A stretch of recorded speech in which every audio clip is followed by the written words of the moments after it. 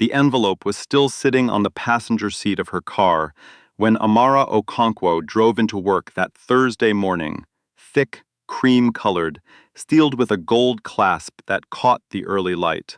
She'd found it the evening before, wedged between the cushions of the leather armchair she'd been vacuuming in Mr. Whitfield's study. She hadn't opened it. She hadn't told anyone. She'd just driven home with it, sitting on the seat beside her like a passenger she didn't know how to talk to. Amara was 31 years old and had been cleaning houses for 4 years. Before that, she'd spent 3 years in Lagos working in corporate finance at a mid-tier investment firm. Before that, she'd graduated near the top of her class at the University of Benin with a degree in accounting. None of that showed on the laminated ID badge she clipped to her gray uniform every morning. The badge just said her name, her employee number, and the logo of Sterling Home Services in navy blue. She parked in the strip lot 2 blocks from the Whitfield estate, the real parking, not the circular driveway guests used, and sat there for a moment with the engine running. Inside the envelope, she'd counted $47,000. Not a gift card, not a check. Cash, stacked in tight rubber-banded bundles that smelled faintly of something she couldn't name, something old and serious like the inside of a bank vault. She'd counted it twice at her kitchen table, with her daughter Zara watching cartoons in the next room, fully expecting to reach a different number. The number didn't change. $47,000. That was more than 2 years of her salary. That was the number her mechanic had said she needed to multiply by 4 to replace the transmission in the car she was currently sitting in. That was the difference between the school next year, and the one after that, between the apartment they had and the neighborhood she'd been quietly researching. Amara reached over and picked up the envelope. She looked at it one more time, still cream, still gold, still sealed now from her careful refolding, and put it inside her work tote. Then she got out of the car and walked to work.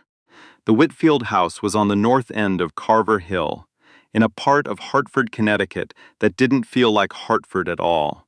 The street was wide and quiet. The trees were old and had been allowed to grow. The houses sat back behind low stone walls and manicured hedges, each one carrying its history the way old money always did, quietly, without needing to announce itself. Amara had been cleaning the Whitfield property for 11 months. She came on Tuesdays and Thursdays, 7 to 3. And in that time she had learned the geography of the house the way you learn anything you interact with daily. Through repetition and small surprises. She knew that the 3rd step on the back staircase creaked. She knew Mrs. Whitfield kept 3 bottles of the same perfume in different rooms, so she never had to carry it upstairs. She knew the study was off limits when Mr. Whitfield was in his meetings, and that on the days he wasn't home, it collected dust in the corners faster than any other room in the house, like it absorbed the stillness of his absence. She didn't know much about what Garrison Whitfield actually did. The company name, Whitfield Capital Group, appeared on the letterhead she sometimes saw on the desk, and she'd looked it up once on her phone while eating lunch in her car. Private equity, 47 years in business. Portfolio companies across 6 states. Garrison Whitfield had been featured in a Hartford Courant piece 3 years ago as one of the wealthiest men in New England. The article had used the word formidable twice. Amara had read it, finished her sandwich, and gone back inside to clean the bathrooms. That Thursday morning, she let herself in with the key code. The family was away. Until Sunday, the house was hers to work through alone. And she started in the kitchen the way she always did, moving methodically from surface to surface. She was not someone who rushed. Her mother had told her once that how you do a small thing is how you do everything, and Amara had carried that into every room she'd cleaned for 4 years, applying it with the same attention she'd once given to quarterly earnings reports. By 10 o'clock, she'd finished the first floor. By noon, she was in the study. The study was Amara's least favorite room, not because it was difficult, but because it was never really empty. Even with Garrison Whitfield in Boston or New York, or wherever his schedule took him, the room held the weight of him. The bookshelves ran floor to ceiling, full of titles on finance, history, strategy. The desk was mahogany and large enough to land something on. And the armchair, burgundy leather, the one she'd been vacuuming the evening before, sat in the corner beneath a reading lamp with the particular authority of a chair that had made decisions. She was dusting the second shelf when she noticed the phone. It was an older model, a Samsung, not the sleek one she'd seen Mr. Whitfield use, but an older model with a cracked corner on the case. It was sitting on the edge of the shelf, half hidden behind a row of books, plugged into a charger that ran along the wall behind the shelf. She almost missed it. Amara stood there for a moment, cloth in hand, looking at it. It wasn't hers to touch beyond moving it to dust. She carefully lifted it, wiped beneath it, and set it back. Then she continued down the shelf. It was only when she was packing up her cleaning caddy and doing a last sweep of the room that she noticed the name on the screen. The phone had lit up with a notification, and the name at the top read Whitfield Capital. Urgent, followed by a message preview she didn't try to read. She left the room. She locked it behind her the way she always did and finished the rest of the house. Here is what she did not do on the drive home that Thursday. She did not call her sister in Ohio, who would have told her to deposit the money and ask questions later. She did not call her friend Denise, who would have said the same thing with more enthusiasm and fewer questions. She did not Google whether found cash legally belonged to the finder. She did not count it again, though she thought about it. What she did was drive home in near silence, with the radio off and Zara asleep in the back seat after pickup, and think about her mother. Her mother had cleaned houses too in Port Harcourt. For the 15 years after Amara's father died, she'd cleaned the homes of oil executives and government officials and businessmen whose names appeared in newspapers. She had found things in those years: a necklace once, cash twice, a watch that could have paid a year of school fees. She had returned every single one of them without exception and without being asked. Not because they deserved it. She'd told Amara once, when Amara was old enough to understand the math of what had been returned. Because I do. Amara pulled into her apartment complex and sat in the parked car for a long time after Zara woke up and asked to go inside. "In a minute, baby," she said. "Mama, you're just staring." "I know," Amara said. "Just thinking." On Friday morning, she called Sterling Home Services and asked for the direct number for the Whitfield residence emergency contact. The woman at the front desk, Peggy, who had once told Amara she had a lovely accent in a tone that meant something else entirely, asked if there was a problem with the property. "No," Amara said. "I found something that belongs to Mr. Whitfield." There was a pause. "I can log it and have someone pick it up Monday. It's urgent," Amara said. She was given a number. She called it. A woman answered on the second ring, Whitfield Capital's executive assistant, professional and clipped, who told her Mr. Whitfield was in back-to-back meetings until 4. "I'll wait," Amara said. "Ma'am, I don't think you understand. I found a significant amount of cash in Mr. Whitfield's study," Amara said. "I'd like to return it to him directly." There was a longer pause this time. "I'll make sure he gets the message," the assistant said. The call came at 4:47. Amara was in her kitchen helping Zara with a math worksheet. Fractions, the kind that required drawing circles and shading sections, when her phone rang with a number she didn't recognize. "This is Garrison Whitfield." His voice was exactly what she'd expected. Measured, direct, not unkind but not warm either. A voice accustomed to being taken seriously on the first sentence. "Mr. Whitfield, my name is Amara Okonkwo. I work for Sterling Home Services. I clean your property on Tuesdays and Thursdays." A brief silence. "Yes. Patricia told me you called. I found an envelope in your study on Wednesday evening," she said. "Between the cushions of the armchair by the window. I'd like to return it to you. An envelope." His voice shifted slightly, not dramatically, but she heard it. Something tightening. "What kind of envelope?" "Cream-colored. Gold clasp. The contents are intact." The silence that followed was longer than all the others.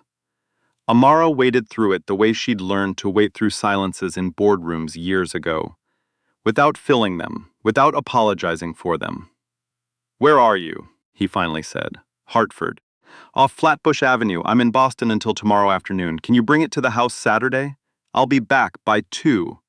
"Yes," she said. "Thank you, miss." He stopped. "What did you say your name was?" "Okonkwo. Amara Okonkwo." Another pause. Shorter this time.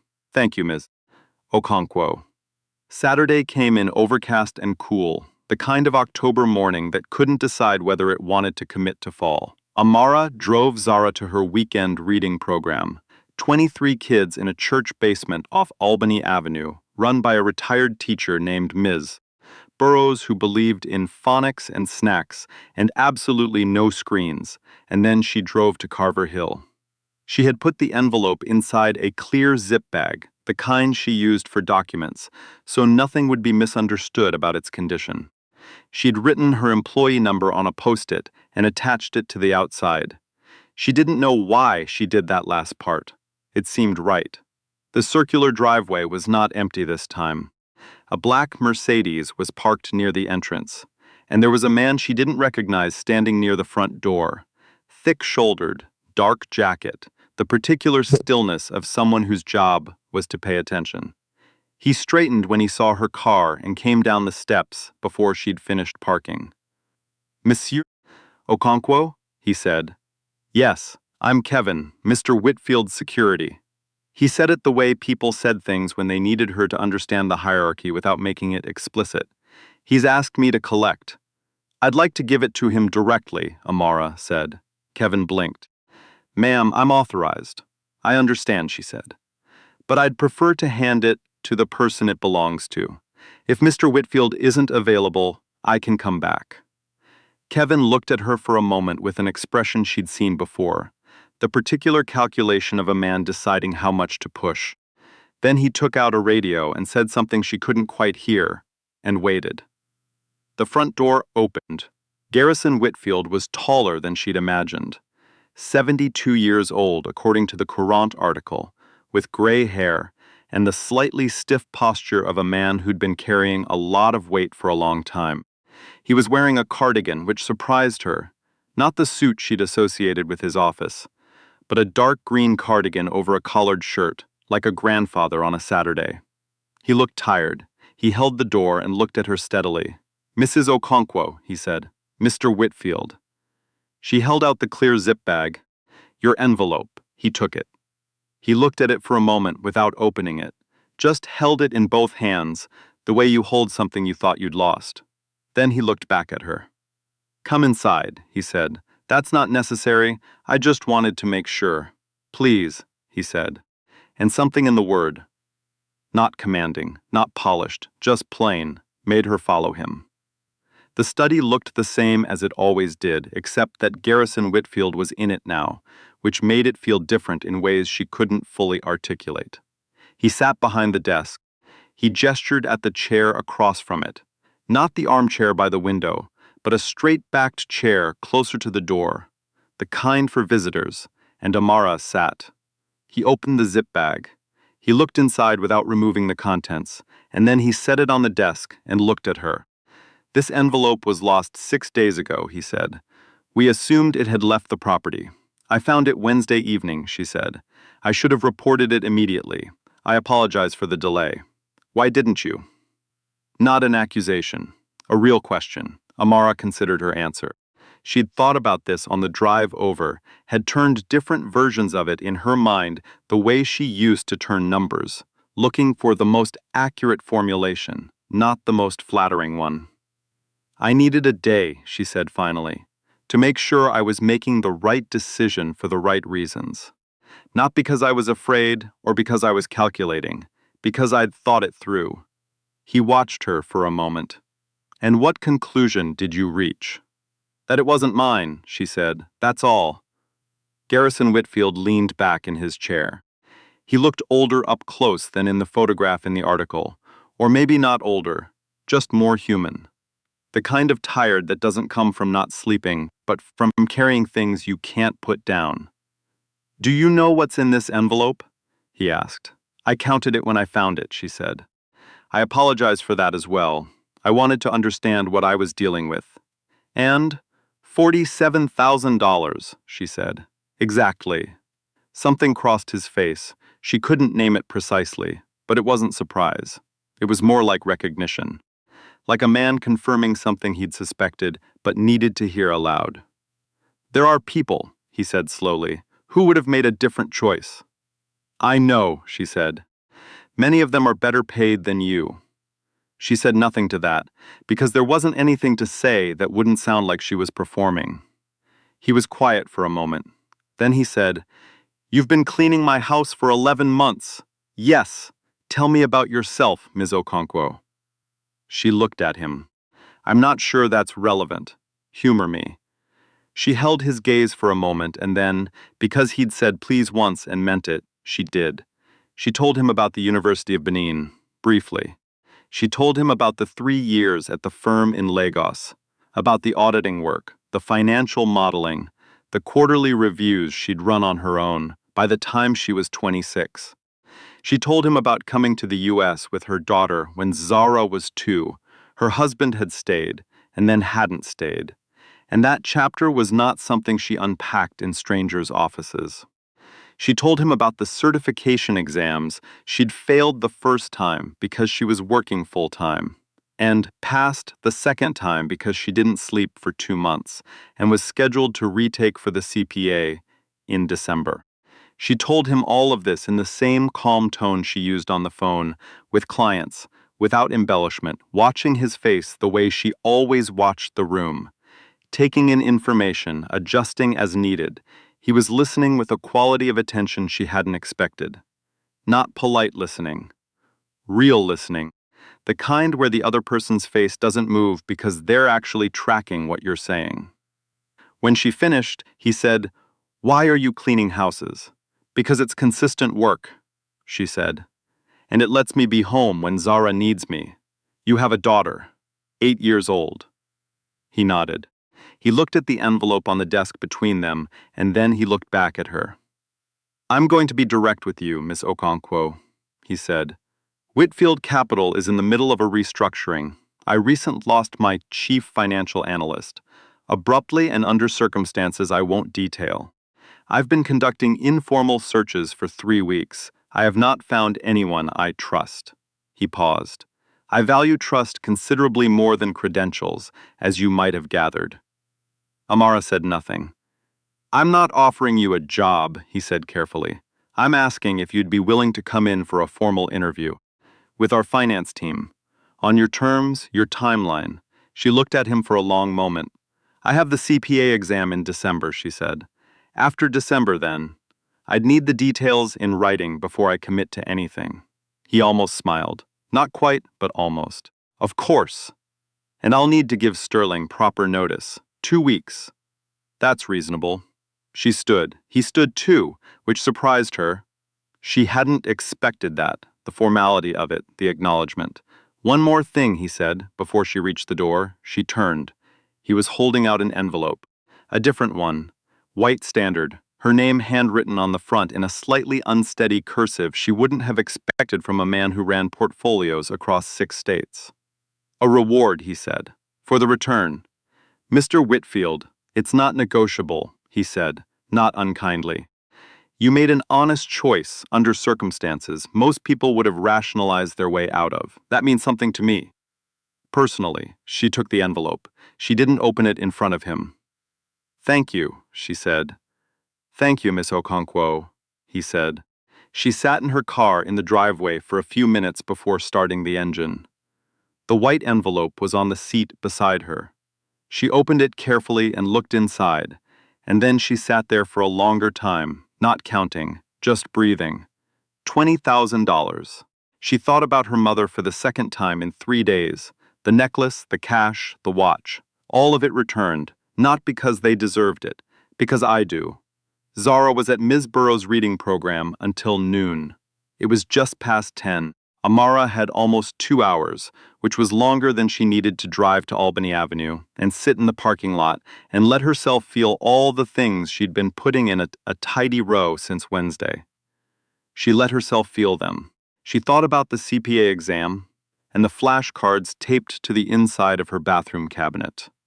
She thought about Zara's winter coat that had needed replacing since September. She thought about the apartment and the neighborhood and the quiet research she'd been doing into property values in West Hartford, where the schools were good and the trees looked like the ones on Carver Hill. She thought about a study that smelled like old decisions and a man in a green cardigan who had stood up when she stood. Then she started the car, pulled out of the circular driveway for what felt like the first time. Not as staff, exactly, but not quite as something else yet either, and drove toward Albany Avenue, toward her daughter, toward what came next.